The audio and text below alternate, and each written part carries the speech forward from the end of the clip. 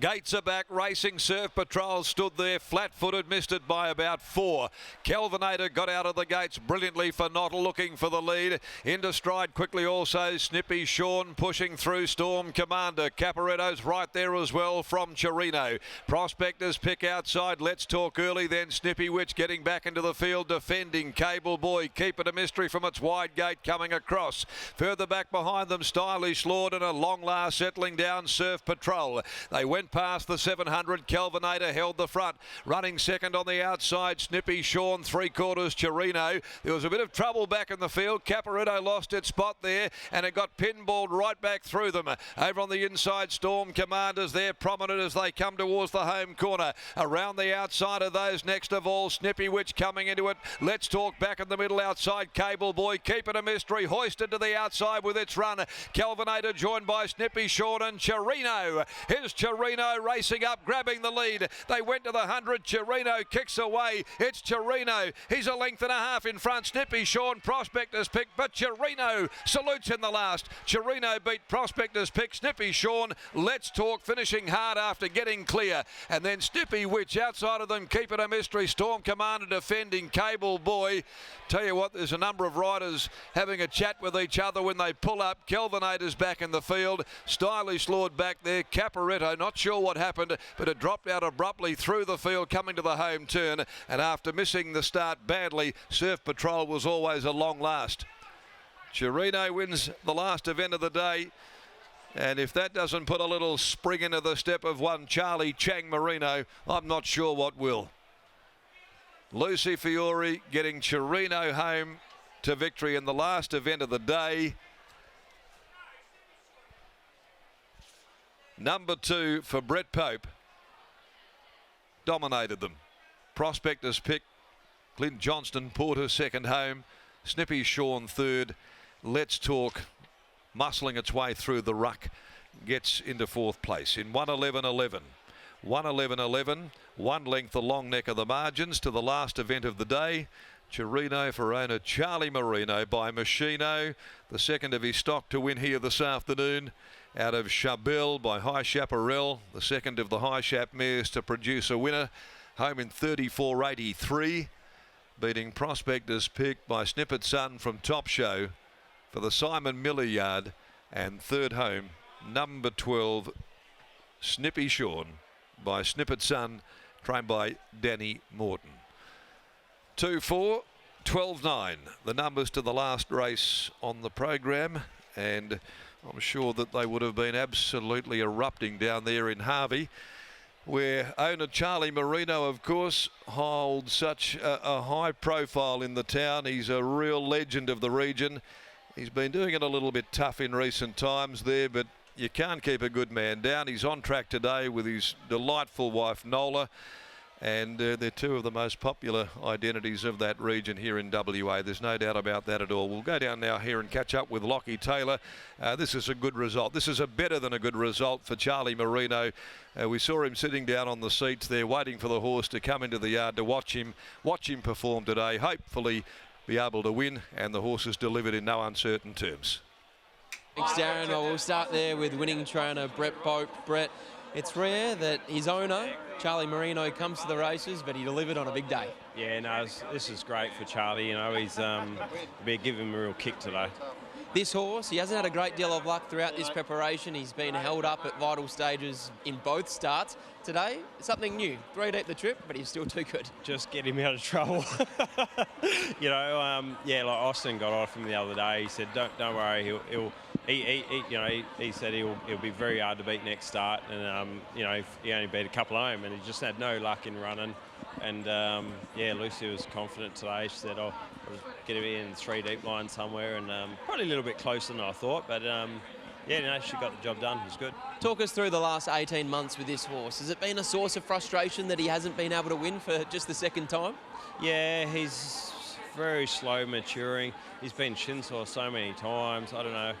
I've got 2 nice horses, this one and the race horse we had before, 7 Candles. They've both been shin sore 4 times each. You pull your hair out, but, you know, persevere, and they're pretty nice horses. Is this the preparation you're hoping to get some real continuity into his racing and hopefully see him go through the grades? Yeah, well, as we're still learning with him too, and hopefully, 12 months late time, both horses will be in nice races. What did you make of Seven Candles run earlier on this afternoon? Oh, super. It was a big jump. I probably wouldn't have went to Saturday yet, but it was a good, the carrot on the end of it, so we got a bit keen. Another greedy trainer, but a nice way to finish the day. Well done, Brett. Thank you. There's Brett Pofar for the winner of CHARINO. It's hard to believe, Michael, a horse of his ability. That's only his second career win, but as we said pre-race, that singular win was in a Maximum Stakes leading into a Belgravia and a Placid Arc. So he's always had plenty of ability, but he hasn't had a great deal of luck throughout this prep. Yeah, 100%. He went into that race as a maiden, of course, that Max Simmons last year. And I think he may have defeated West Star, if my memory serves me correctly. So he has a pretty big scalp to his name. Not much went right after that. He went to the Placid Arc Stakes after that and pulled up Shinsaw.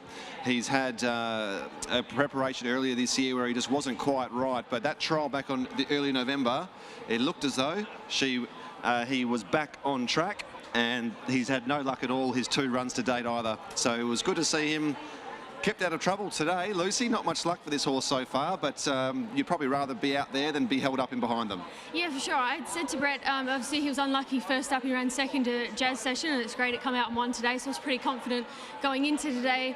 And I said to him that he felt like he was back to his best self. It was a really good run. He was just unlucky, and then I think he was extremely unlucky last start. No fault of Austin's, just got held up. And I was aiming for 3 deep with cover, but there was no cover, and at least he's got no excuses for getting held up. Still a terrific effort though, wasn't it, to be out there doing the work, 1,200 metres. He's clearly come back and is what the horse we saw maybe this time last year when he won that Max Simmons. Yeah, it was a massive win. It felt awesome to ride. Obviously, you get to the top of the straight, you treat it no cover, and you give him a squeeze, and you're like, oh, I hope there's something left, and he just accelerated and put him away. So no, it's all credit to the horse. Sentimental Hero was a good run in the Van Heeps? Yeah, he was great.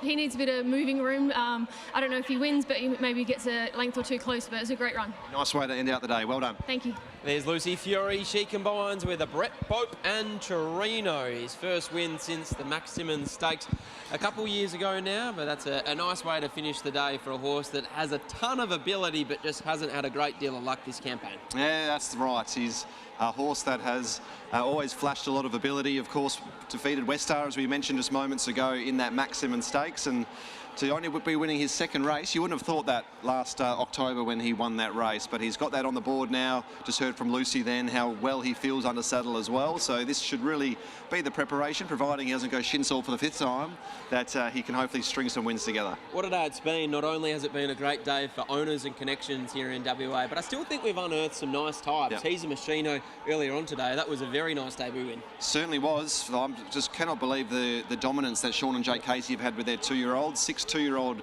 races so far this season. They've won 4 of them. And that he is a super nice type. He's a Machino. I think Auto Cruise is a pretty talented type as well from Holly Taylor's yard. 7 Candles made that leap from Class 1 to 66 plus grade and was a pretty game effort to finish second. So I think that we've seen some pretty nice horses, but have we seen the Perth Cup winner, do you think? Well, that's what I was about to ask. Apulia is our Perth Cup favourite. He's going to carry 58.5. He may well be the top weight in this race, and he's a $2.90 favourite with Forever Boy on the second line of betting at $6. What are your thoughts there?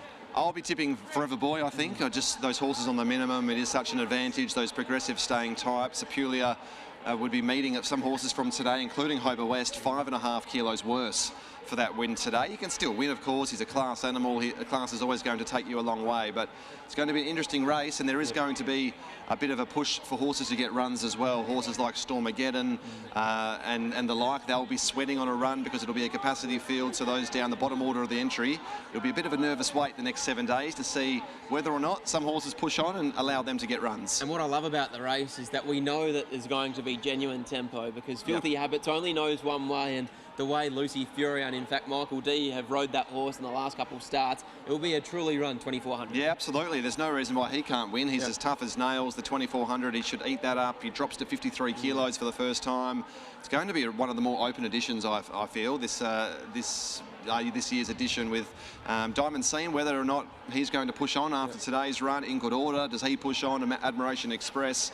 But those lightly weighted horses that we've seen through the ATA and the like, I think there's some pretty nice horses there for that race. What a day it's been. Our carnival here in the West just rolls on. Day 5 of the Pinnacles was last week, but we're already looking forward to the Perth Cup, the $1 million Perth Cup on January 1. But that's all we have time for on Ted Van Himp's Day. It's good night from Michael and I.